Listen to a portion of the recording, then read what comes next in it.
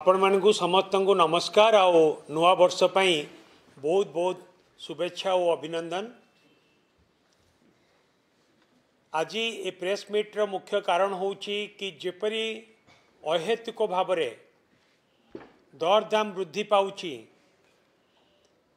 एवं ओडिशार जनसाधारण को ऊपर गोटे बहुत बड़ बोझ है। नवीन बाबू को सरकार रे 24 वर्ष भितर एपरी केबे भी परिस्थिति सृष्टि हो नथिला एवं जो परि भाव में दरदाम बढ़ी चली जदि आमे गाँव रे बुलिला बेले देखुचु जदि कौन सी गोटे लोक बजार को हाट को जाउचंती परिबा किनिबा पई 1000 टंकार परिबा किनिले भी बैग रे बोझे पारुनी। गैस दाम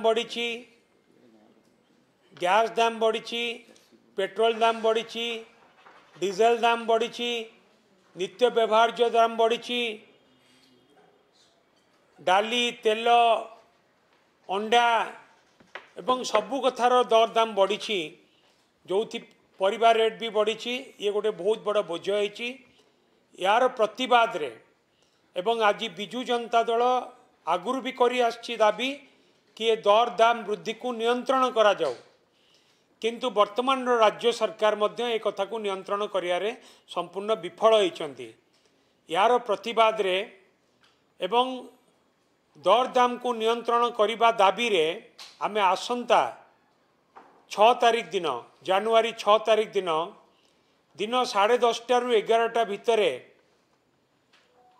आमे लोअर पीएमजी देकी आमे लोक सेवा भवन सामनारे विक्षोभ प्रदर्शन करिबु।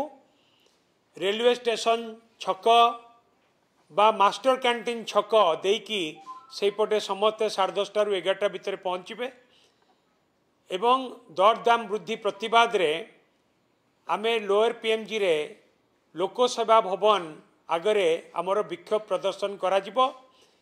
जे पर्यंत दर दाम वृद्धि को राज्य सरकार नियंत्रण करी नाहंती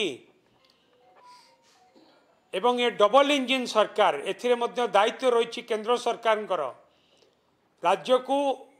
राज्य बाहर जो सामग्री आसुची ताकू ठीक भाव में जोगई देवार दायित्व मध्य केंद्र सरकार रही।